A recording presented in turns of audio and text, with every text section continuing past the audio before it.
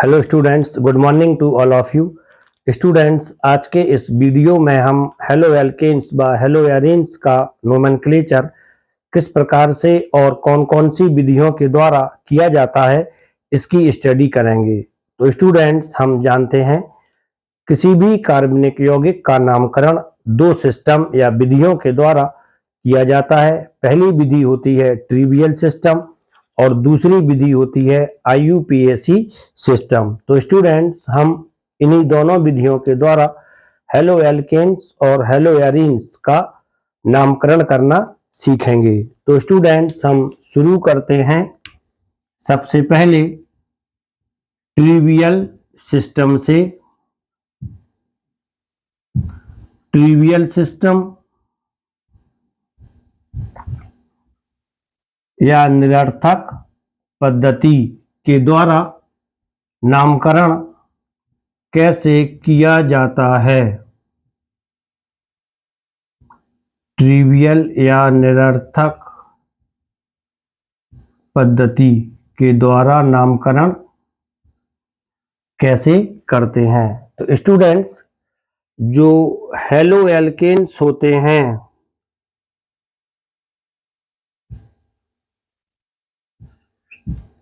इन्हें हम मोनोहेलाइड भी बोलते हैं, क्योंकि इनमें एक हेलोजन उपस्थित होता है। हेलो एल्केन्स, वैसे ये डाईहेलाइड ट्राईहेलाइड भी हेलो एल्केन्स में आते हैं।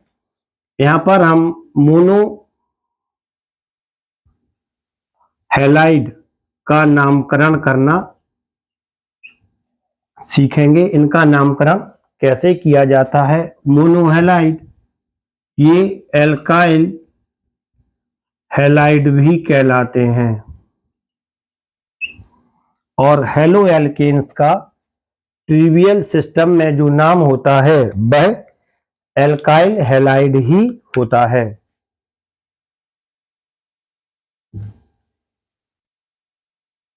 ट्रिवियल सिस्टम में इनका जो नाम होता है वह alkyl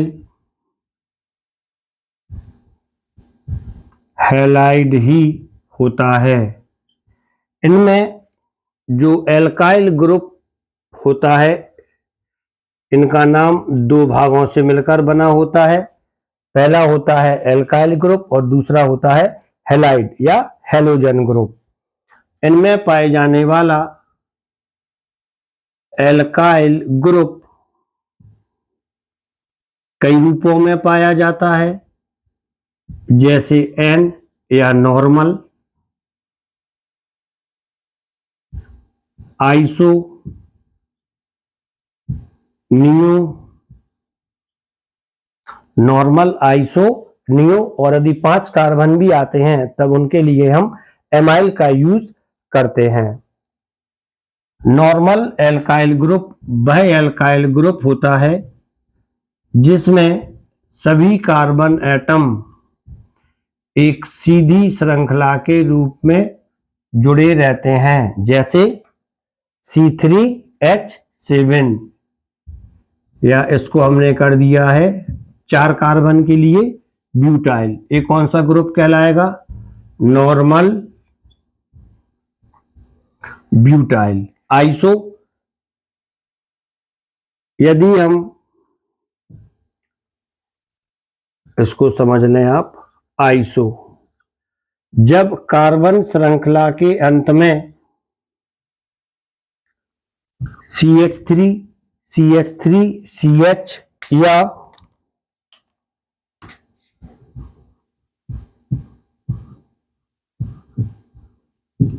CH3 whole twice CH समूह जुड़ा होता है तब इसे आइसो कहते हैं। और इसमें जितने भी कार्बन एटम होते हैं वो सारे एल्काइल ग्रुप में लिए जाते हैं। जैसे इसमें 3 कार्बन है और CH3 CH3 CH के रूप में उपस्थित है, तब इसका नाम हो जाता है आइसो प्रोपाइल। और यदि इसमें 4 होते तब इसका नाम हो जाता आइसो ब्यूटाइल। जैसे इस तरह से इसका नाम हो जाता आइसोब्यूटाइल।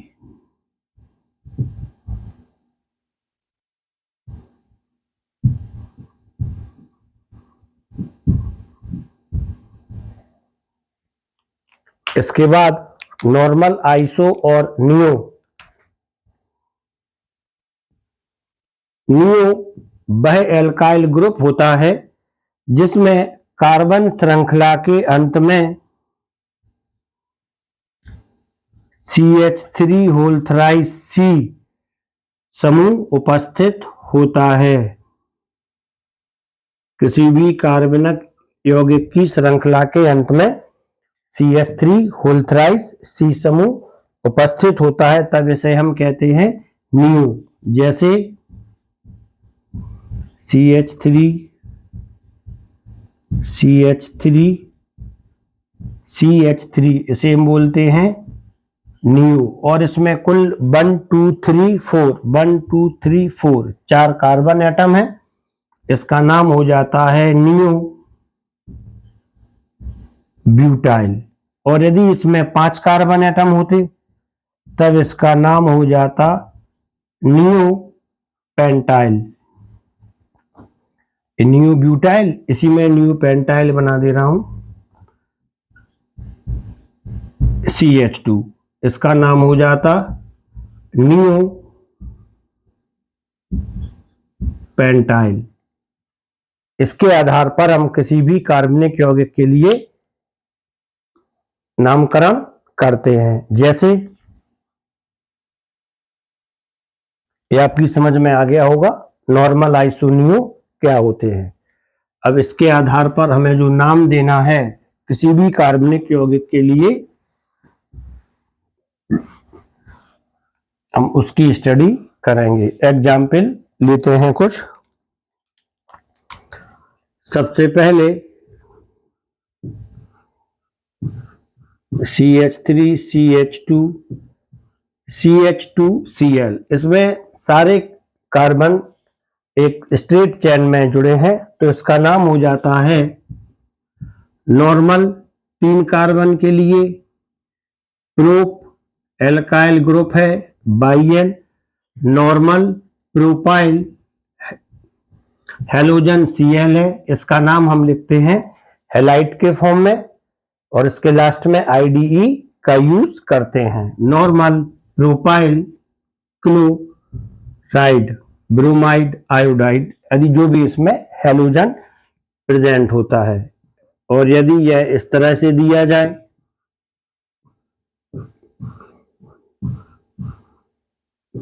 तीन कार्बन और Cl, अब ये आइसो ग्रुप बना रहा है तो इसका नाम हो जाता है आइसो 3 कार्बन के लिए प्रोपाइल आइसो प्रोपाइल क्लोराइड। इस प्रकार से इसका नाम बन जाता है। इसके पश्चात यदि हम इसके लिए दूसरा एक कार्बनिक यौगिक लें,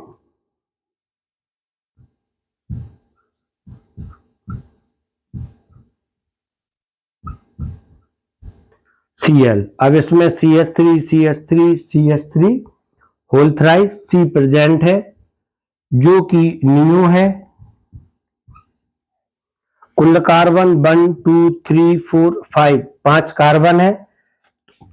इसका नाम हो जाता है नियो पेंटाइल क्लोराइड।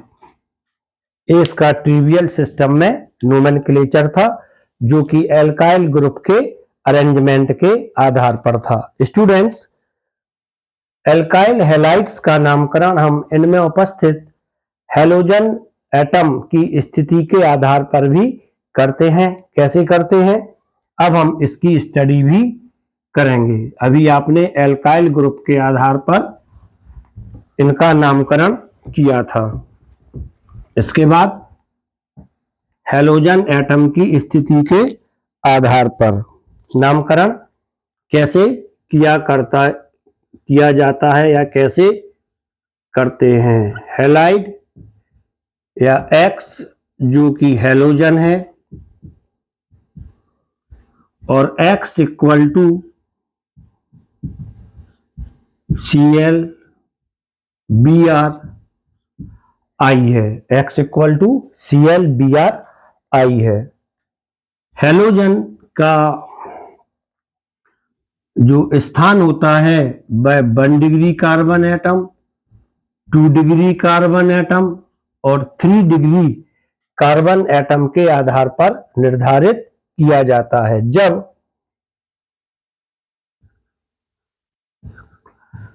X या हैलोजन किसी 1 डिग्री कार्बन एटम से जुड़ता है तब इसी का मतलब है ऑर्गेनिक कंपाउंड के लिए, तब इसे 1 डिग्री या प्राइमरी ऑर्गेनिक कंपाउंड कहते हैं, एल्काइल हैलाइड कहते हैं। 1 डिग्री या प्राइमरी एल्काइल हैलाइड कहते हैं। और जब हैलोजन 2 डिग्री कार्बन एटम से जुड़ता है तब इसे 2 डिग्री या सेकेंडरी एल्काइल हैलाइड कहते हैं। और जब X 3 डिग्री कार्बन से जुड़ा होता है तब इसे 3 डिग्री या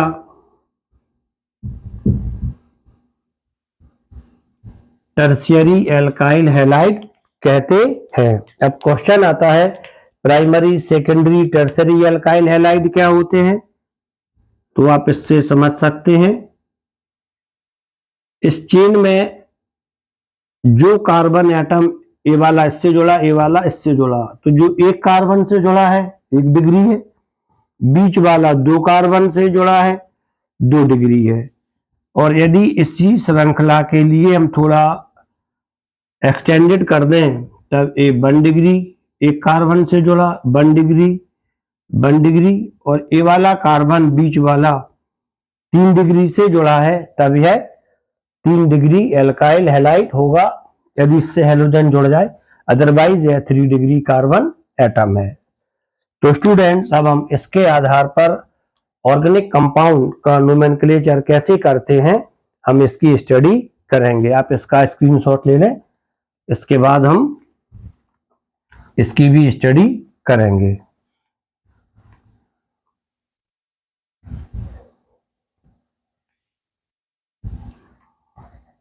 जैसे एक ऑर्गेनिक कंपाउंड है CH3, इस तरह से ले लिया है, और यहां पर है Cl, तब इसमें आपको देखना है ये नॉर्मल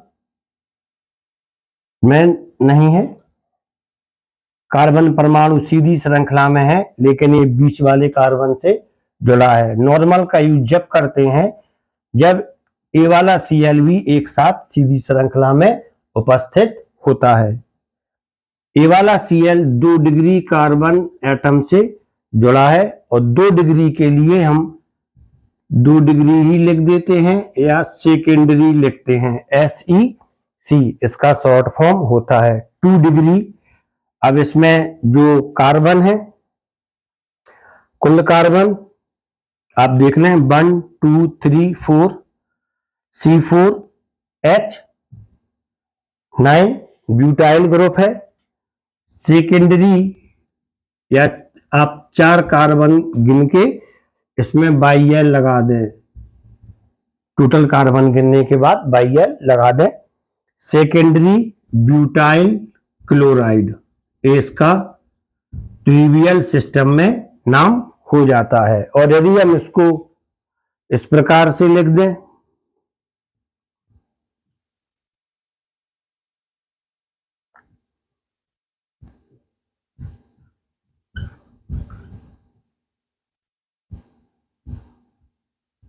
Cl, अब देखें, ये वाला हैलोजन 3 डिग्री कार्बन एटम से अटैच है और 3 डिग्री के लिए हम लिखते हैं या तो 3 डिग्री लिख दे या लिख देते हैं टर्शियरी। 4 कार्बन है, 4 कार्बन के लिए ब्यूटाइल,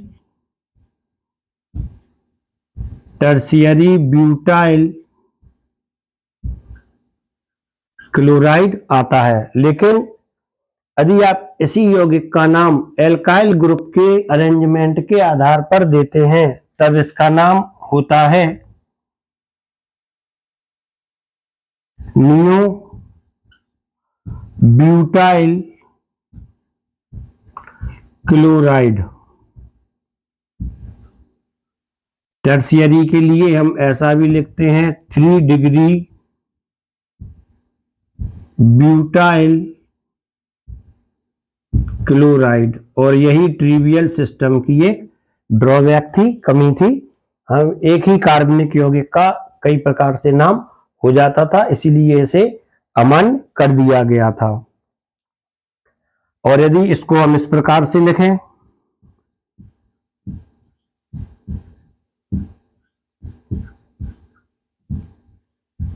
Cl, तब इस कार्बनिक यौगिक में भी ये 2 डिग्री कार्बन है। इसके भी कई नाम हो सकते हैं। पहला नाम इसका एल्काइल ग्रुप के अरेंजमेंट के आधार पर आएगा, तब वह आता है CH3CH3CH आइसो, 3 कार्बन है, propyl isopropyl chloride, isopropyl chloride. और यह 2 डिग्री कार्बन से अटैच है, तब इसके लिए हम 2 डिग्री प्रोपाइल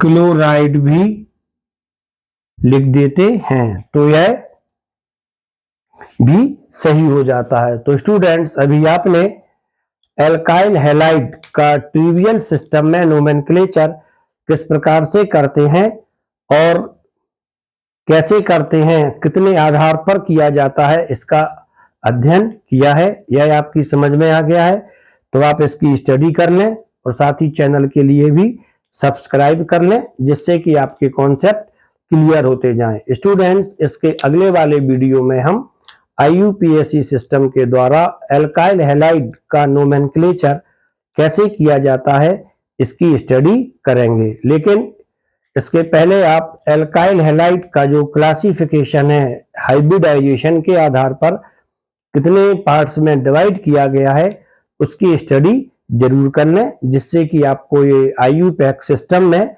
नोमेनक्लेचर पूरी तरह से समझ में आ सकेगा। Thank you.